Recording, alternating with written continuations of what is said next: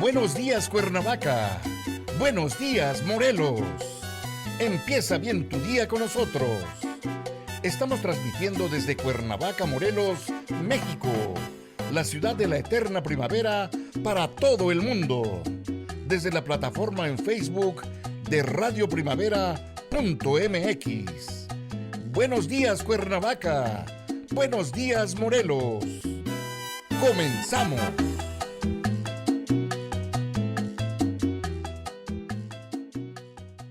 ¿Qué tal, amigos? Muy buenas tardes, muchas gracias por estar con nosotros aquí en su programa Buenos días, Cuernavaca, buenos días, Morelos. Empezamos un poquito, 2 minutos después de las 12 del mediodía de hoy, miércoles 17, ¿verdad? 17 Correcto. de febrero del 2021. Esta situación atípica a veces nos hace confundir los días, a veces son muy parecidos, pero bueno, estamos aquí en estos miércoles en este ciclo compartiendo, recuperando nuestro patrimonio cultural compartido, donde les saluda su servidor Arturo Aguirre a nombre de Radio Primavera. Muchas gracias por estar aquí con nosotros.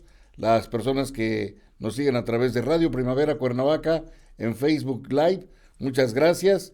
Estamos atentos a sus comentarios porque hoy tenemos un programa excelente con la personalidad que en unos momentos nos va a presentar el doctor Juan Antonio Siller Camacho, quien es nuestro coordinador académico de este ciclo, a quien saludo con mucho gusto, doctor, para que nos dé la bienvenida y nos presente a la distinguida personalidad que el día de hoy nos trae un tema muy interesante. Adelante, doctor.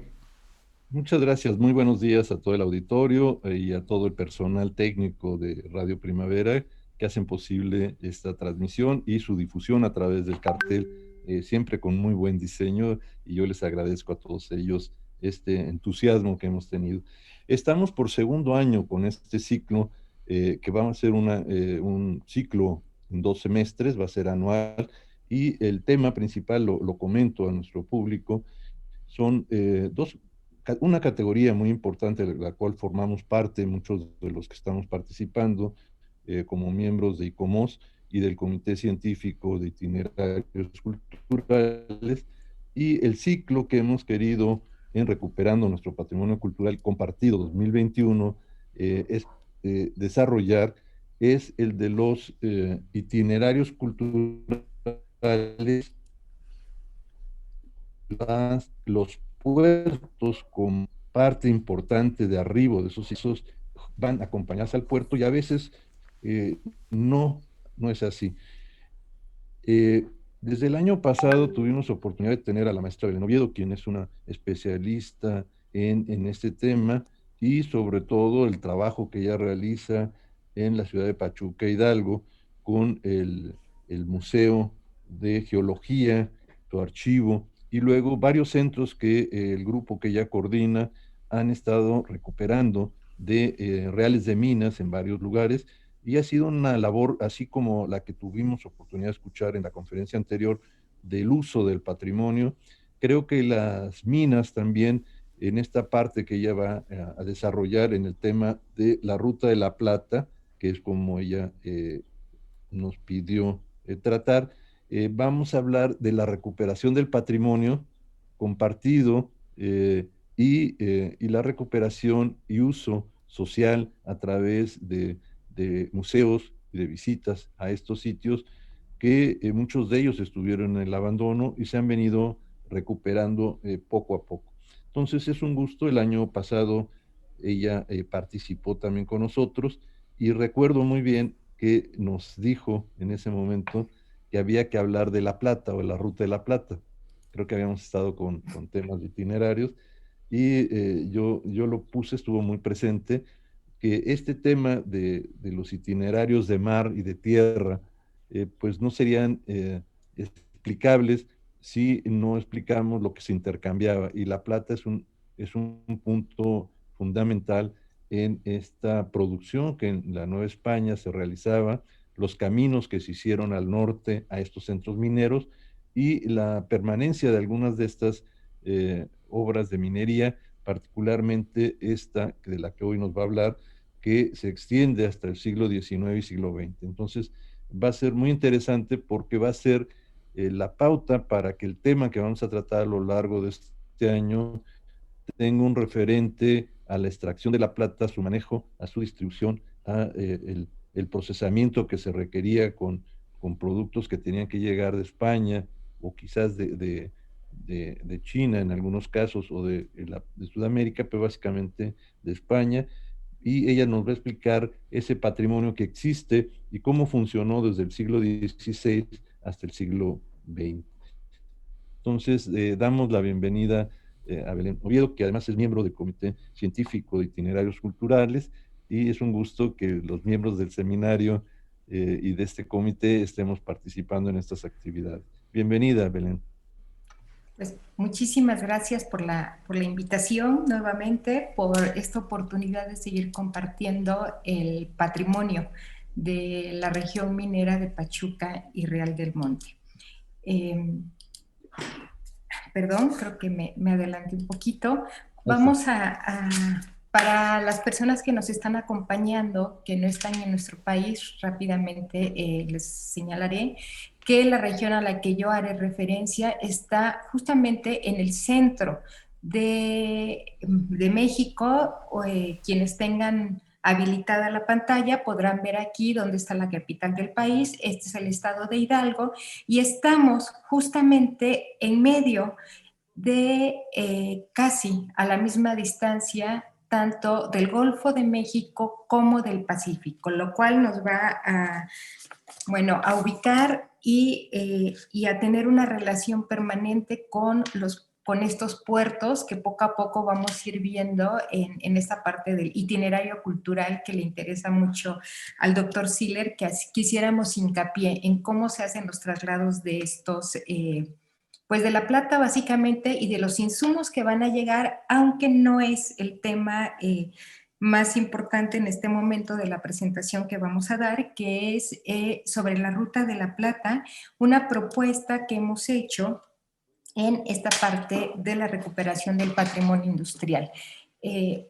La región a la que yo me estoy refiriendo, que es el antiguo distrito minero de Pachuca y Real del Monte, se localiza a 90 kilómetros de la capital del país. Actualmente va a cubrir diferentes municipios como es Pachuca, Mineral del Monte, que en adelante ustedes van a escuchar, haré referencia a Real del Monte, que es el nombre que tuvo esta población minera en la época virreinal y que ha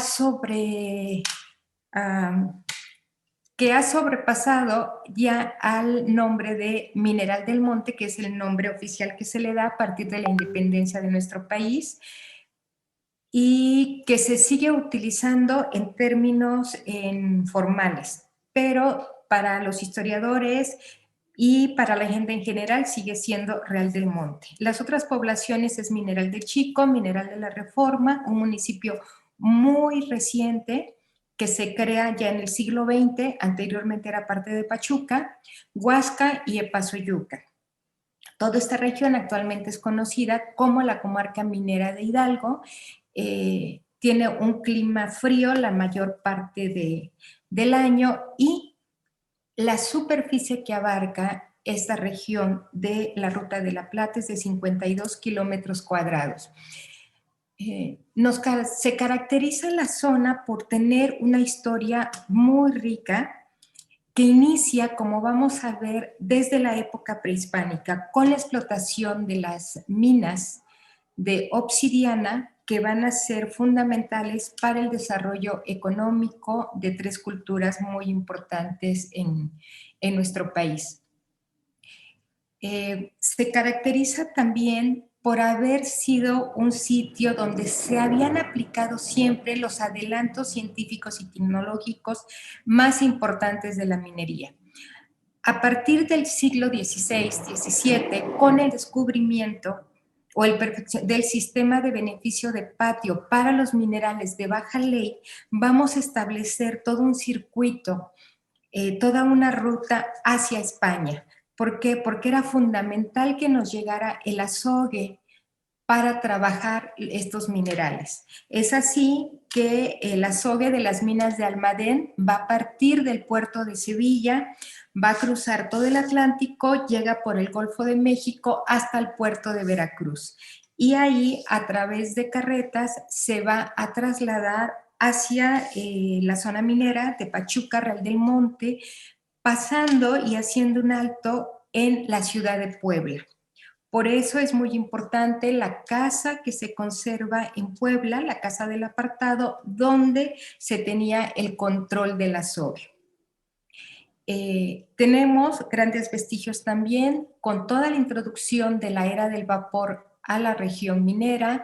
Todo esto es a lo largo del siglo XIX y a partir del siglo XX vamos a llegar a la introducción de la electricidad, que también va a revolucionar toda la región, va a cambiar muchísimo el paisaje minero, como vamos a ver en algunos momentos, y todos estos siglos de trabajar la minería en la región fueron creando otra beta para la historia de la minería y del patrimonio en la región.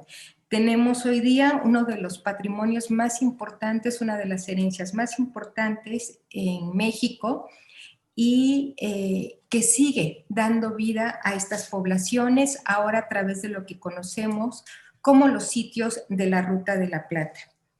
Me parece importante hacer hincapié en que la Ruta de la Plata ha sido una propuesta del Archivo Histórico y Museo de Minería, una asociación civil que, entre otros objetivos, buscó alentar esta Ruta de la Plata para darle, por así decirlo, un cierto orden a los trabajos que se estaban haciendo acá, pero alentar también nuevas alternativas para el estudio, rescate, preservación y difusión del patrimonio industrial. Consideramos muy importante que todo esto se trabaje de una manera con conciencia, con respeto a los sitios, para no crear estos falsos históricos que les llamamos en pro de un turismo masivo. También hemos buscado apoyar el desarrollo cultural y económico de la población. Tradicionalmente los pueblos mineros van a depender de las bonanzas y las borrascas mineras. A principios de los años 90 del siglo pasado, algunas de las minas más importantes empezaron a cerrar. La gente se vio en la necesidad de emigrar a otro estado, a Estados Unidos también, en busca de nuevas fuentes de trabajo. Entonces, bueno, son dos de las motivantes para crear esta Ruta de la Plata. En 1993 presentamos a la Compañía Minera de Real del Monte y Pachuca, la más importante de la región, un proyecto de recuperación de las antiguas instalaciones mineras, deterioradas y olvidadas, mediante su restauración, conservación y reutilización en concordancia con su importancia histórica. Como parte del trabajo de gestión que desde 1987 el Archivo Histórico y Museo de Minería realizaba en la región, planteó que iniciáramos con los lugares más emblemáticos e irlos integrando poco a poco a un plan regional de turismo cultural que considerara su origen, historia y singularidad. Es así que creamos los primeros museos de sitio en la región. Todos estos habían sido propiedad, las minas, de la empresa minera a la que hice referencia, y han sido donados a la asociación civil para hacer este trabajo. Por eso es que decidimos empezar con este proyecto, por la facilidad que se tuvo y el compromiso de la empresa minera de ir entregando en donación cada uno de los inmuebles en la medida que se fuera avanzando en esta Ruta de la Plata. El primer museo fue el Museo de Minería en la ciudad de Pachuca en 1993, después el Museo en la Mina de Acosta en el 2001, le siguió el Museo de Medicina Laboral en el 2004 y el Museo y Centro de Interpretación de la Dificultad. Como les mencioné el año pasado, estamos por abrir un cuarto museo también, que esperemos presentárselos en algún momento. Bien, estas casi 3 décadas de estudiar la región, de conocer la zona, hizo posible que en el año 2001 presentáramos ya de manera formal la Ruta de la Plata, y así fue que empezamos a seguir las huellas de la minería precolombina hasta el siglo XX. En el mapa que tenemos aquí, ustedes pueden ver ya los diferentes, este es el estado de Hidalgo, la comarca minera, perdón, y están los municipios que estamos abarcando dentro de nuestra Ruta de la Plata. Hemos planteado también esta ruta como un circuito de turismo cultural que propone al visitante una visión integral, novedosa, entretenida y educativa del patrimonio histórico y cultural de este distrito minero. Su itinerario incluye además poblaciones que crecieron a la par de la industria y sitios históricos patrimoniales, no necesariamente sitios que relacionamos directamente con el trabajo minero como las minas o las haciendas de beneficio. Hemos incluido también construcciones civiles y religiosas que fueron construidas con aporte de las empresas o de los propietarios de las minas, así como de los propios trabajadores, que lo vamos a ver en un momento también.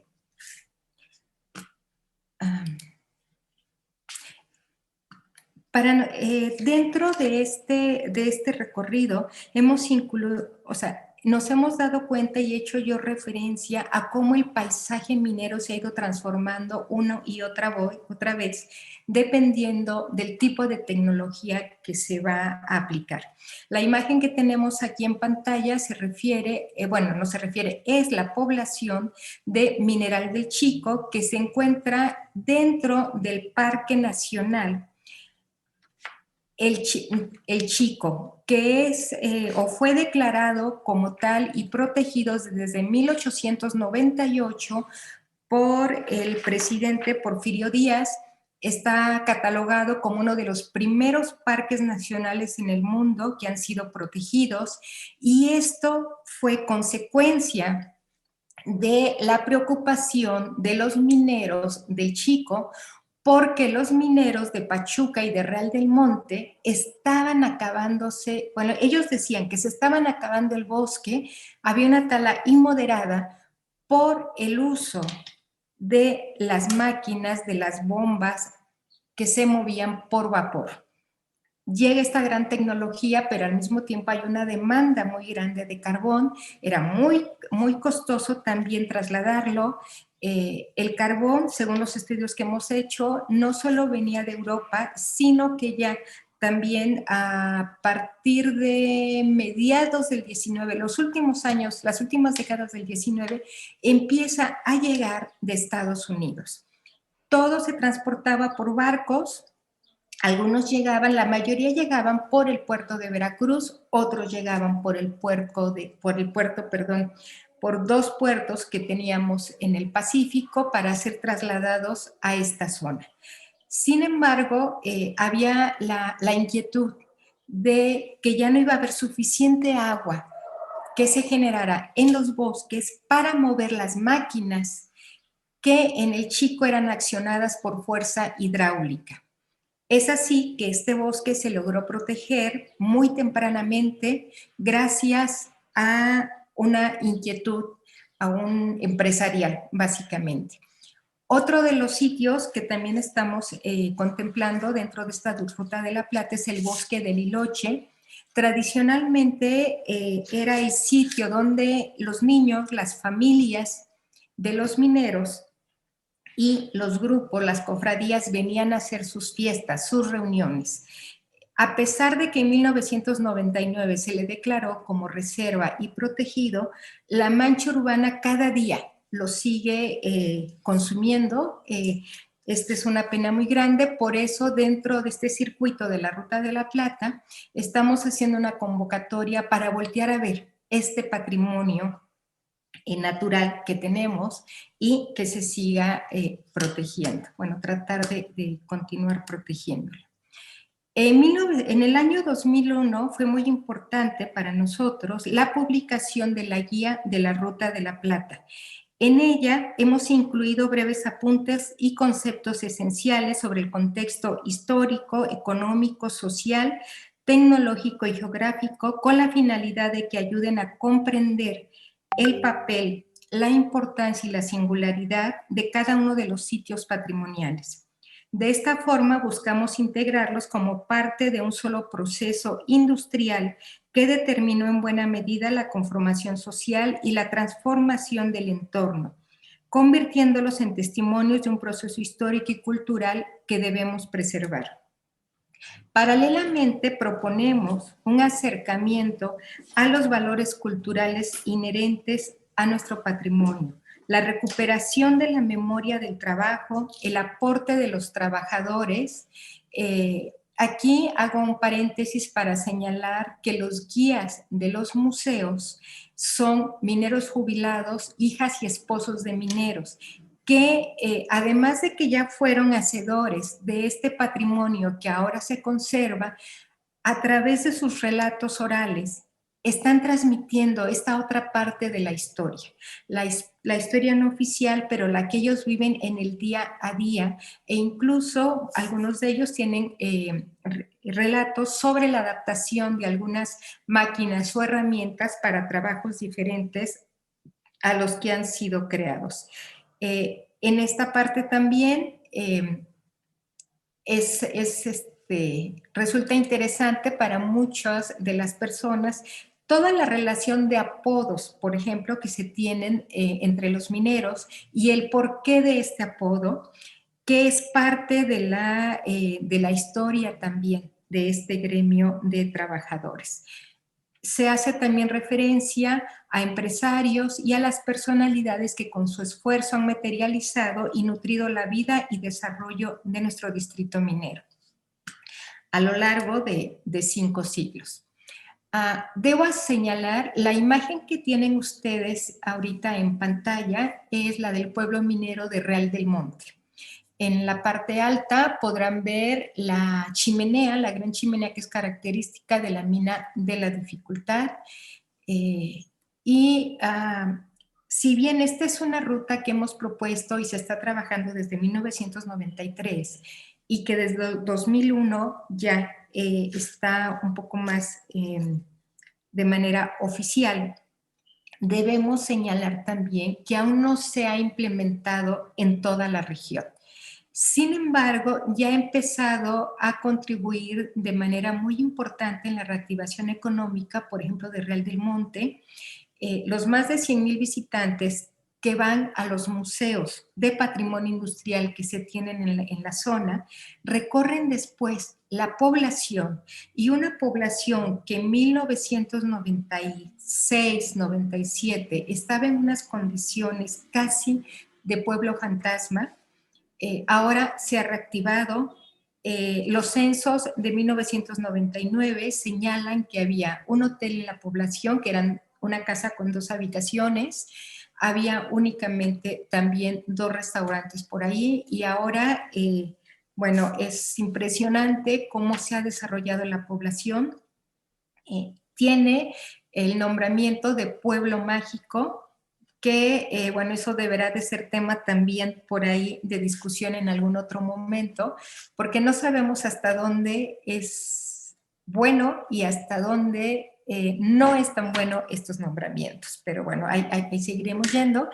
En esta Ruta de la Plata están contemplados también no solo la parte de la reactivación económica, no solo la parte del desarrollo cultural de la población que vive ahí, sino también el impacto cultural y educativo que se tiene sobre los visitantes. La gente entra y va a recorrer estos sitios patrimoniales sin la predisposición de no saber del tema y salen con un conocimiento que resulta en muchos casos motivante para después seguir buscando mucha mayor información. Igual pasa con los estudiantes, quienes refuerzan el conocimiento aprendido en las aulas en estas visitas que hacen a nuestros museos, y a toda la zona, no solo a los museos, a toda la zona. No quiero extenderme demasiado, así es que vamos a ver solamente algunos ejemplos de la riqueza patrimonial que hay en esta Ruta de la Plata. Aquí estamos viendo unas imágenes de las minas de obsidiana en el Cerro de las Navajas, que está dentro de todo lo que es la Sierra de las Navajas. Aquí solamente quiero resaltar dos cosas. Una, la existencia de los talleres de lítica más importantes de una época pues muy amplia de la historia precolombina de este país, porque viene desde los toltecas, continúa con los teotihuacanos y llega hasta los aztecas. Están los vestigios en estos sitios.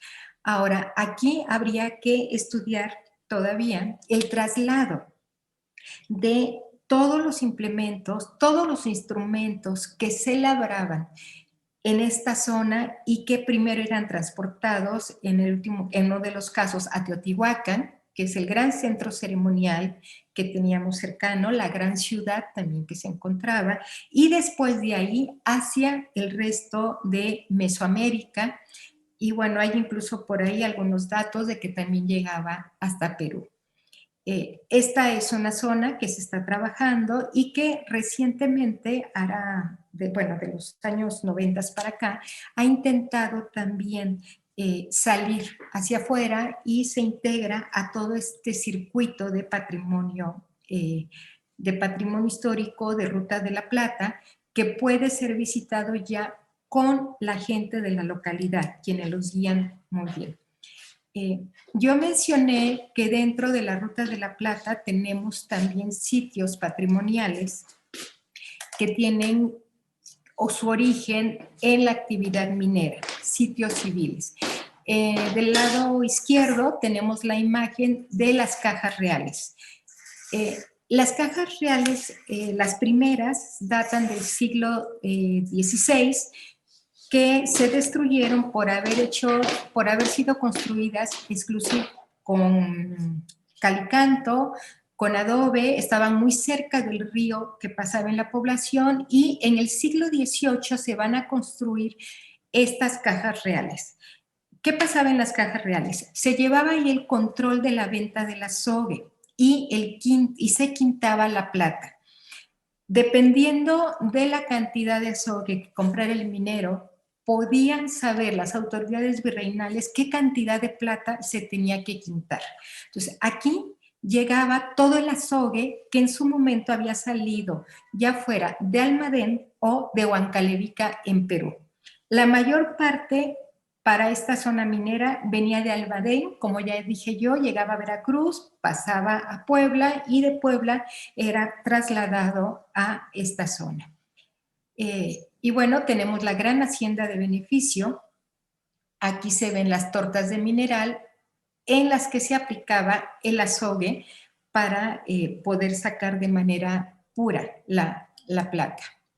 Otro de los edificios o construcciones que resultan emblemáticos y que es ya el símbolo de la capital del estado de Hidalgo es el reloj monumental, que se construyó gracias a la aportación económica de 3 compañías mineras y fue el gran monumento para festejar los primeros 100 años de la independencia de este país. Perdón, me salí de la... Otros edificios civiles también producto de la minería es el cementerio inglés en la población de Real del Monte, el edificio de la Casa Rull, que perteneció a uno de los mineros, que llegó primero para trabajar en la empresa minera de Real del Monte y Pachuca, se independizó, en esta ciudad hubo una comunidad inglesa muy fuerte que hicieron el boom de la minería y mineral de la Reforma, y esta es la casa de uno de ellos. Pachuca, quizá por estar muy cerca de la Ciudad de México, tiene muy pocos edificios civiles de relevancia. Este es uno de ellos y que actualmente es la presidencia municipal. Y tenemos la escuela e iglesia metodista, también producto, en este caso, de los inmigrantes ingleses y estadounidenses que llegaron a esta región desde los años 20 del siglo XIX hasta la década de los 40 del siglo XX. Y bueno, construyeron tanto la escuela como la iglesia, que ahora son referencia dentro de los tratados de arquitectura en nuestro país. De las minas, quienes pudieron seguirme la vez pasada ya vieron algunas, así es que pasaremos también rápidamente. Aquí señalo que tenemos 4 ejemplos de casas de máquinas tipo Cornish en la zona. La que estamos viendo aquí es la que se encuentra en Dolores, la otra es en la mina de Acosta, ambas están en Real del Monte.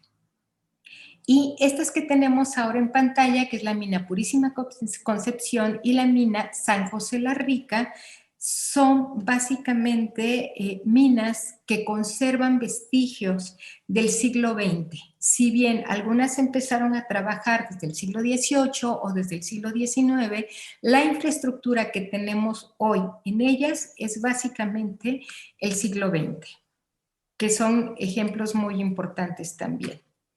La gran mina y lo que consideramos para nosotros la catedral de la industria minera en la región, que es la dificultad y que hemos tenido oportunidad de verla también con detenimiento en el año pasado, porque desde el 2011 funciona como uno de los museos de la región. La imagen que tenemos ahorita aquí en pantalla es una panorámica de Pachuca, vista desde una de las grandes cañadas que tenemos en la región. Entonces, ¿qué es la cañada de la Rábida? Ustedes podrán ver la hacienda de beneficio de Loreto, al fondo tenemos otra hacienda del siglo XVIII, que es la hacienda de San Buenaventura.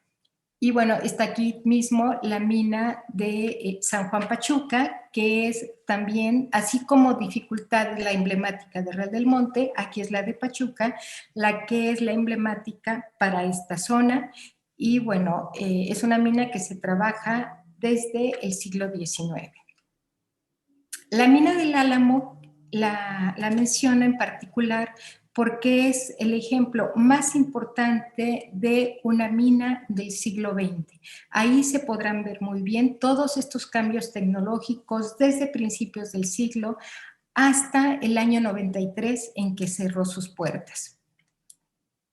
Cada una de las poblaciones que forman parte de la Ruta de la Plata tiene algo en particular. No todas tienen minas, no todas tienen las minas como las de Pachuca o las construcciones civiles como Real del Monte.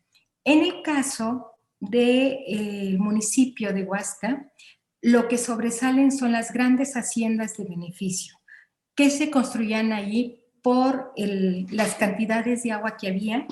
De hecho, tenemos planos con dibujos donde están las grandes chalupas como balsas, para quien no maneje tanto el español de México, porque sé que nos acompañan personas de otros sitios, eran grandes balsas en las que se subían los costales de mineral y eran trasladados por el interior de la tierra a través de grandes socavones desde Pachuca y desde Real del Monte hasta un pueblo intermedio que se conoce, que es ahora Omitlán, y de ahí por carretas se trasladaban a estas grandes haciendas de beneficio. La imagen que tenemos del lado derecho, donde sobresale apenas una chimenea, corresponde a la hacienda de San Antonio Regla, que fue convertida, bueno, no fue convertida, se hizo una gran presa en ella para poder generar electricidad que surtiera a las minas de la región. Esto fue en la década del 10 del siglo XX por la familia Landero, que se hizo entonces un sitio minero que es reutilizado para seguir apoyando otros sitios mineros y que en la actualidad ahora es parte de un complejo turístico. Y bueno, aquí se hacen recorridos en lanchas y se explica un poco la función de este lugar. El otro, que es un lugar increíble, que es Santa María Regla, hasta hace algunos años era la hacienda de beneficio más íntegra que se conservaba en nuestro país. Era un ejemplo impresionante de patrimonio industrial, totalmente virgen, se puede decir. Ustedes ven aquí, estas son las chimeneas de los hornos del azogue que teníamos en el interior. Tenemos otra imagen que los compañeros que no, o los radioescuchas más bien, no podrán ver, pero son imágenes donde se colocaban las ruedas hidráulicas también para este lugar. Y tenemos a la gente trabajando, revolviendo los minerales con el azogue para hacer el beneficio del mineral. Una característica de esta zona, y que es muy importante, además de la existencia de agua, son los grandes prismas basálticos. Es una cañada más de 90 kilómetros de largo. Una parte fuerte es la que está en esta zona y con ella se construyeron muchas de las paredes, incluso en los pisos se pueden ver todavía estos prismas, y el lecho del río que pasa a un lado de la hacienda de beneficio es totalmente de prismas basálticos. Hemos rescatado también los textos de los viajeros de la época del siglo XIX que recorrieron toda esta zona y que por un lado hacían su descripción escrita, como en algunos otros casos, como el Barón de Cursi, los acompañaban con imágenes, con dibujos de la región. Esto que tenemos aquí en pantalla es un texto de la condesa Calderón de la Barca, quien, como no hay viajero de la época del 19 que no hubiese quedado verdaderamente sorprendido con este sitio. Hace un momento yo señalaba que era la hacienda de beneficio mejor conservada en su país, en el país. Yo no dejo de lamentar que de hace unos años para acá, desafortunadamente, con una visión totalmente turística, sin considerar la historia patrimonial de los lugares, se han empezado a reutilizar algunos de estos centros como centros exclusivamente de turismo. Se han hecho trabajos sin una investigación histórica, sin personal especializado, entonces se ha ido transformando un poco la fisonomía de los sitios. No obstante, Santa María sigue siendo un lugar excepcional. En Pachuca tenemos la hacienda de beneficio de Loreto, que por fortuna no ha dejado de trabajar desde que empezaron muy temprano, el 18, en el siglo XVIII, continuaron en el XIX y hoy en el siglo XX sigue trabajando. Por fortuna también dentro de sus instalaciones se conservan ejemplos de las diferentes épocas de la historia. Este es otro, que es la hacienda de beneficio de San Buenaventura.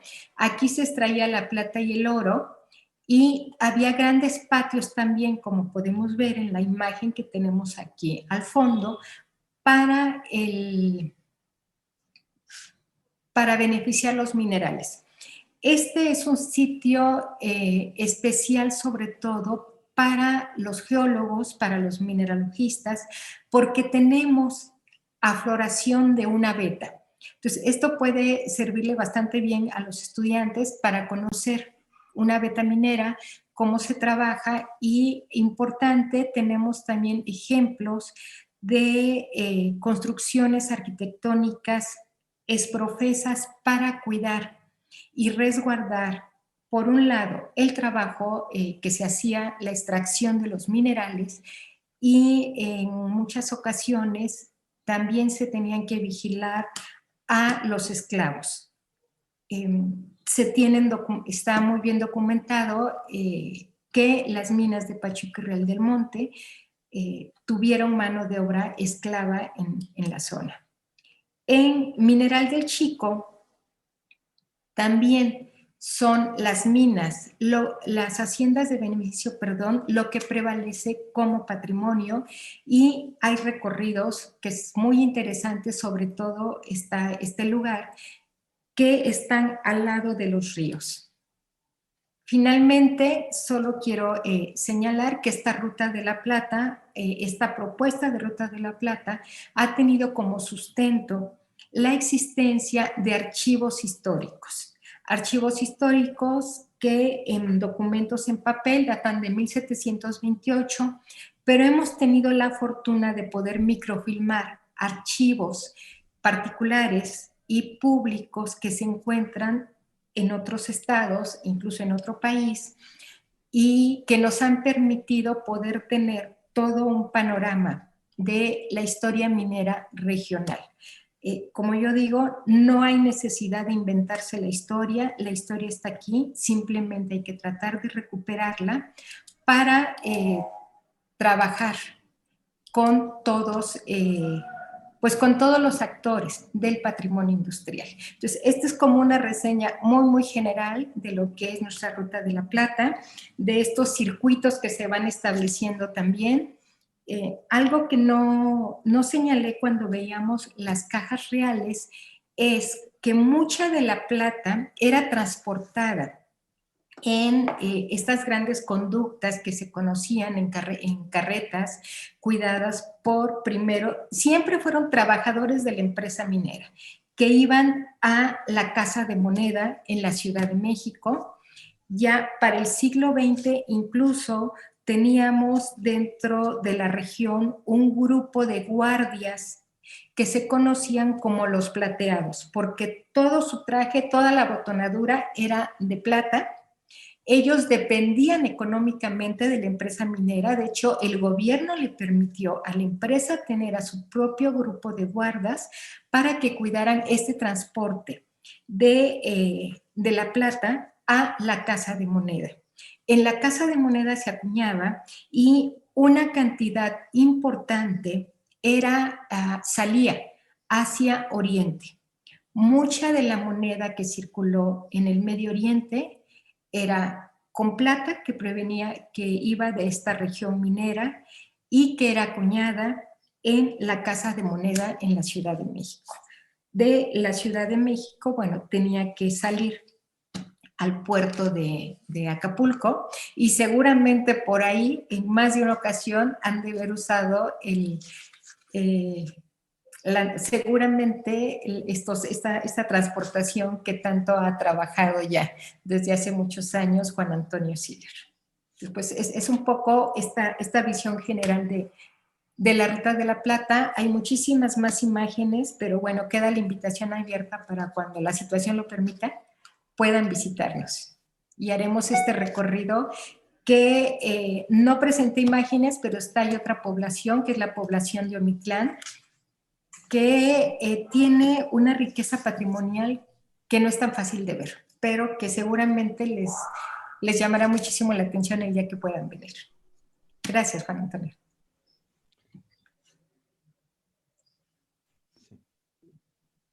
Muy bien, pues muchas gracias. Creo que se escucha bien.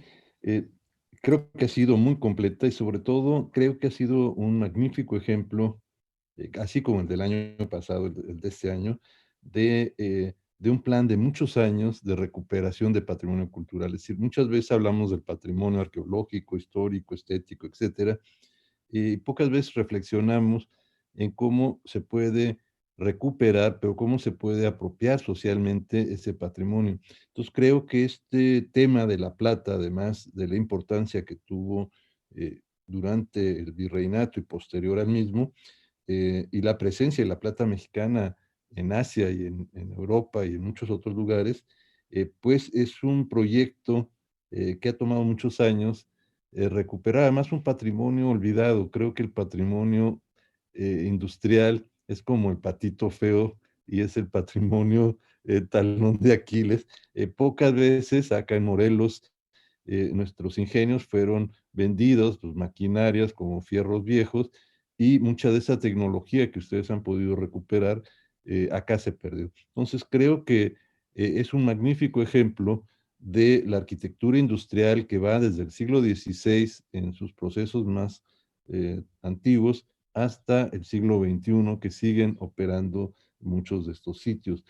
Me parecía también interesante en un punto que parece muy simple, pero que el patrimonio inmaterial o intangible, a través de los trabajadores y de la historia oral, se ha recuperado. Es decir, ese otro tema también es otro talón de Aquiles, el tema de la historia oral, que hay que recuperarla con grabaciones, con testimonios, pero ese patrimonio inmaterial intangible, como se le ha llamado, pues complementa mucho, de manera muy amplia, el patrimonio material que son estas grandes instalaciones. Entonces, estos personajes que vivieron, excavaron, estuvieron en las minas, yo he tenido oportunidad de hacer los recorridos con ellos, pues son clases de testimonios extraordinarios, cada uno, lo que uno les pregunte, lo contestan desde su perspectiva y desde una práctica profesional que tuvieron. Entonces, creo que esto otro recupera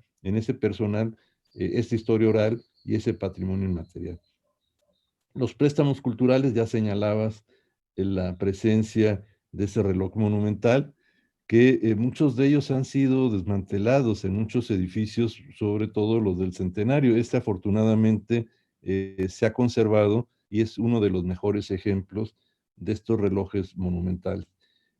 Otro tema que también vendría muy al caso son los préstamos culturales gastronómicos y los famosos pastes que ahora nos deleitamos con ellos por todos lados, pues era la comida de los mineros en el paste original y en la forma de comerlo. Entonces, estos pastes, pues resultaban también hasta la fecha un Si tengo, rescate va a estar allá. de una gastronomía. Entonces creo que ha sido muy completa esta recuperación del patrimonio cultural compartido y el tráfico, la circulación y la puesta en valor, creo que también es importante señalar, que se ha hecho en esta charla tan importante, tan completa que nos has ofrecido. Yo dejaría al público que nos pudiera hacer algunas preguntas directamente a ti. Está por ahí Robert Jackson, que es un especialista en muchos de estos temas de historia. Está también la doctora Milagro Flores, que nos conoce muy bien desde hace tiempo y que afortunadamente está siguiendo este ciclo y me ha proporcionado algunos colegas de la región de América y el Caribe que estarán participando con nosotros. Entonces, eh, si alguien quiere hacer un comentario, Sí, bienvenido. Por ahí veo a Robert. sí, buenas tardes, muy interesante y habló sobre uno de mis lugares preferidos, que es Real del Monte, pero pasó así por encima el papel de un personaje histórico del siglo XVIII muy interesante, que fue Pedro Romero de Terreros, que tenía en sus manos donde quería. Ahí en Real del Monte tiene su pequeña casa, su grande casa. En camino al Real del Monte está la hacienda Ojo de Agua, todas las haciendas que están ahí por la sierra, pero también aquí en la Ciudad de México, que después de la expulsión de los jesuitas, la corona le dio, pues más bien el virrey le dio el claustro del ex colegio máximo de San Pedro y San Pablo para establecer el Real Monte de Piedad. Y creo que también tenía una casa por ahí en Tlalpan, ¿no, Juan Antonio? Sí, creo que ese tema que comentas lo conoce perfectamente Belén, y yo agregaría al comentario que ella nos va a dar una anécdota que uno de los mineros nos dijo de por qué se dice que entró como Pedro por su casa. Es un dicho muy popular y yo no sé si es cierto o no, pero la explicación que nos dieron resultó muy atractiva por los embargos que este personaje hacía y que entraba y recogía lo que podía. Claro. Entonces, bueno, así fue benefactor también. La casa está de préstamos de la Ciudad de México, pues sigue esa tradición, pero también tenía su lado bueno y malo. Entonces, creo que Belén nos va a poder comentar más sobre este personaje tan importante en el periodo virreinal. Quería Bueno, agregar Ahí en Real del Monte está el Instituto de Arte de la Universidad Autónoma del Estado de Hidalgo, que fue una de las instalaciones del Conde de Regla. Y fue el sitio de primera huelga entre los mineros en México en los años 1760. Quiere decir que si tiene el proyecto de desarrollar estas rutas de la plata en Real del Monte, Mineral de Chico, toda esta zona, hay que incluir también el Conde de Regla, que, como digo, tenía sus manos en todos lados, aquí en la Ciudad de México, en Hidalgo, donde quiera. Era un personaje y un actor económico bastante importante en el siglo XVIII. Y también en los años 1750, muy amablemente mandó su primo, que era un franciscano, morir a las manos de los indígenas en Texas, cuando mandó fondos para establecer una misión para los apaches. Entonces era una persona muy bella con su familia. Bueno, yo dos comentarios nada más. Primero, antes de Romero de Terreros, comentar que sí, no sé si está aquí. Bueno, la vez pasada lo mostré. Estamos trabajando con la recuperación de historia oral. Tenemos lo que le llamamos el archivo de la palabra, con testimonios no solo de obreros, también de ingenieros, de empleados, de médicos, y hemos ya ahora empezado también a entrevistar a las mujeres, a la señora que atendía la cantina, la que vendía la comida, la mamá, la esposa, la hija, la compañera de algunos de los mineros. Entonces, estamos haciendo esta parte de recuperación de la historia oral también. Hemos trabajado, no lo toqué porque no quería consumir demasiado el tiempo, pero también esta parte de la gastronomía, de la comida. Por ejemplo, ahorita es muy famoso en Pachuca los pollos mineros, pero pues los mineros no comían el pollo minero que se come ahora, ¿no? Pero sí hay muchos taquitos, muchas cosas que están ahí y que también estamos haciendo como un pequeño recetario de lo que come realmente el minero en el interior de la mina y en sus casas. Y bueno, estos pastos que ya son súper tradicionales, que llegaron con los mineros de Cornwall, y que bueno, cuando nos han visitado gente de la región de Cornwall, incluso se llevan frijol, el frijol negro, para llegar a hacer los pastes de frijol a Cornwall, que allá no se tienen, ¿no? Y en cuanto a Romero de Terreros, efectivamente no lo toqué ahorita porque no era la cuestión tratar como la historia propiamente de la región minera. Es un personaje impresionante, fue un hombre muy, muy inteligente. No me extiendo mucho, solamente les diré que él llegó para apoyar a un tío en la ciudad de Querétaro, un tío que era comerciante. El tío muere, él queda como albacea de las primas, mujeres, y hace muy buen el negocio. En Pachuca había un minero, un perito minero, que fue Alejandro Bustamante y Bustillo. Él había empezado el gran sueño de un socavón en la región, no lo logró, se le fueron todos sus accionistas. Años después logra convencer a Romero de Terreros, llega el gran comerciante, se une con este minero.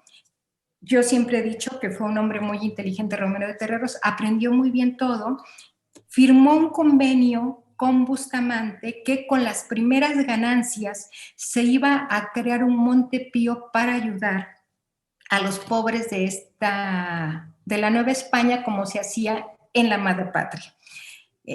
Desafortunadamente, Bustamante muere meses antes de la gran bonanza minera de la región. Sí lograron hacer el Gran Socavón, que fue la obra de ingeniería más importante en la zona durante los 3 siglos de virreinato. Y Romero de Terreros está obligado a cumplir con lo que se había acordado. Y es así que él va a crear el Nacional Monte de Piedad. Se olvida de Bustamante y el único gran patrono del Monte de Piedad hasta hoy día es Pedro Romero de Terreros. Hay una historia muy grande. Si le interesa, le recomiendo un libro de Edith Couturier de la Universidad de Washington. Es un libro que se publicó en Estados Unidos, yo supongo que se puede conseguir allá, si no lo tenemos en la biblioteca. Ella trabajó más de 30 años sobre la historia de Romero de Terreros. En otra ocasión podríamos hablar un poquito más de él, solamente les señalo que en la ciudad de Pachuca, lo que fue la casa de los Romero de Terreros, no de Pedro, sino del tercero de ellos, del tercer conde, es hoy una escuela primaria.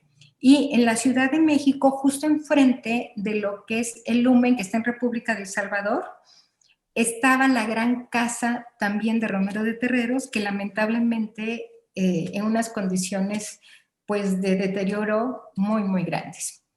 Y después platicaremos más sobre Romero de Terreros.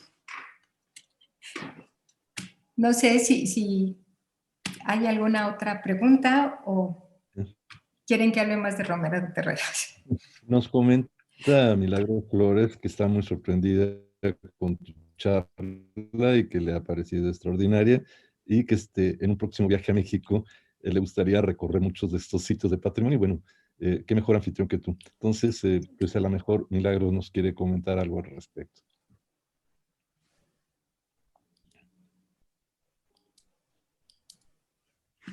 Hola, hola a todos. Saludos, Belén, Milagros. Juan Antonio y Gracias.